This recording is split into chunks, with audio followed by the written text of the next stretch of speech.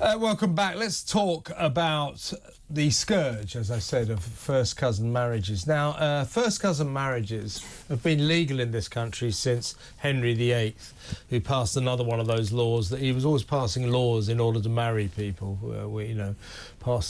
Even started a new church so he could divorce. He didn't mind bending the rules, old Henry. Anyway, he wanted to marry his first cousin, so it became legal, and it's been legal ever since. They've never sought to change that or to bring in a law to stop it, or bring back a law to stop it, because it was pretty rare. It's not really worth worrying about that much. However, it is now becoming increasingly common among certain communities, Muslim communities, foreign communities, and because of this alarming rise in first cousin marriages, the MP Richard Holden is trying to bring a bill, get an act through a private member's bill through Parliament banning this practice. Strangely, well, it's not actually that strange, Labour aren't supporting that. That's because, Chloe, guess what? They want the Muslim vote. Now, extraordinarily, an independent MP, a guy called Iqbal Mohamed, he's the MP for Dewsbury, I think it is, in the Midlands, Dewsbury and Batley. He stood up in the Commons yesterday and a couple of days ago, and he said, you shouldn't ban these. We shouldn't stigmatise people who do this because, it's a practice. And he went on to say that we really should allow these marriages, because he said, I'm going to quote, an estimated 35 to 50% of all sub-Saharan African populations either prefer or accept cousin marriages, and it is extremely common in the Middle East and South Asia. The reason, he went on, that the practice is so common is that ordinary people see family intermarriage as something that is very positive. Now, these kind of marriages, it's a medical fact that they can, not always, but there's a pretty good probability that they'll cause serious childbirth defects. We're talking about cleft palates, cleft lips, blindness, hearing loss, child diabetes, limb malformations, heart defects, schizophrenia, and more. Now, this is no-brainer. This is a medical fact, and yet we have an MP in the House of Commons saying, "Oh, well, you shouldn't stigmatise this because it's really popular in sub-Saharan Africa, the Middle East and South Asia." Oh, well, if it's popular in sub-Saharan Africa, let's do it. I mean, why have we got MPs standing up in the British Parliament to say, "Come on out now, we've got to do it like the sub-Saharan Africans do. We've got to do it like the Middle East." No. This is a different country, and that is not our way, right? I mean, it's gross. I mean, my jaw dropped when I saw that MP, one of these independent pro-Gaza MPs, Iqbal Mohamed, standing up, making that speech, saying, "Oh, it strengthens family ties." I'm sorry, I can have a nice meal with my family to strengthen my family ties. You don't need to start sleeping with your cousin and marrying them. I mean, it's literally gross. I was surprised when I heard that speech. Honestly, I didn't realise that it was legal to marry a first cousin. I presumed that it was already illegal, because that's absolutely just disgusting and messed up. And then when you see the stats on it, I mean, I can't remember the exact stats of exactly the rates in the United Kingdom. I can tell you. There was a study in Bradford, which obviously has a big Muslim community. Something like 34%. Yeah, I think it might be 37 of childbirth deformities came from what they call intermarriages, marriages between first cousins. I can't believe how common it is. Not just in sub-Saharan Africa, but here in the UK. I mean, I presume that this was something that just didn't happen, or very, very rarely ever happened in this country. And I'm sorry, but there are 8 billion odd people on this planet, OK? You can find someone else to marry who isn't your first cousin. And it's not like that's your only pick. Now, in some of these backwards communities, the reason why this happens is because you're not allowed to talk to any women outside of your family. It's frowned upon. They've all got to be, you know, completely covered up outside, not allowed to talk to or engage with any men. So you don't, you know, guys don't meet a nice girl to ask on a date. So the only girl you know is your cousin, and you've got to ask the father for permission. So you say, hey, can I marry your daughter? And that's how you end up with it happening.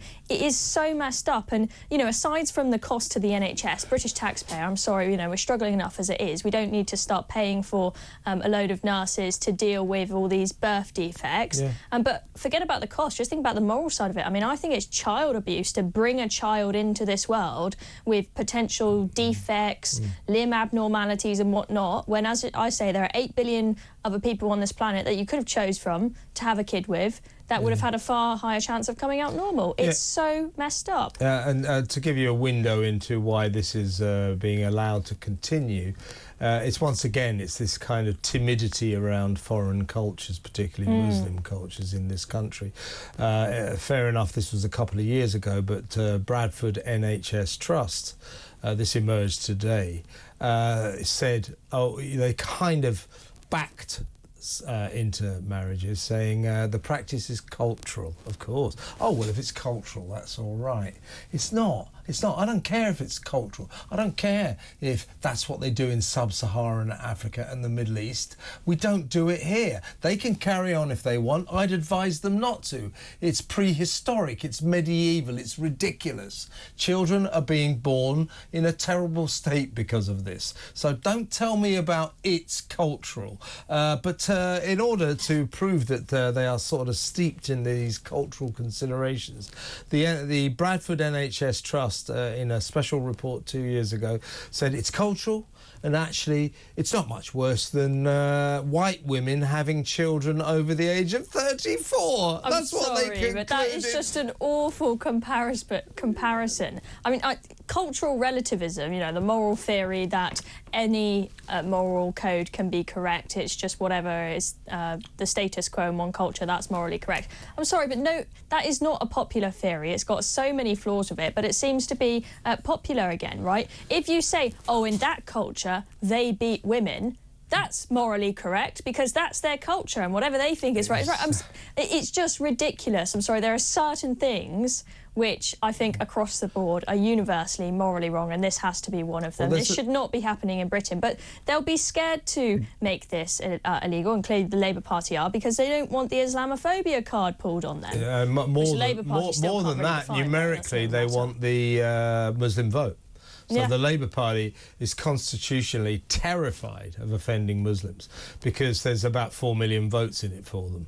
And they weren't that bothered at the last election because they knew they'd win either way. So they didn't mind slightly offending the Muslims, particularly, you remember, Keir Starmer backed Israel and all that, because he knew numerically he didn't have anything to worry about. At the next election, I mean, I predict, I certainly suspect he's going to get hammered anyway, but it's going to be one hell of a lot closer at the very least. He's going to need the numbers. So this is what's going on. This is why Labour will not back the banning of first cousin marriages. These marriages cause terrible defects.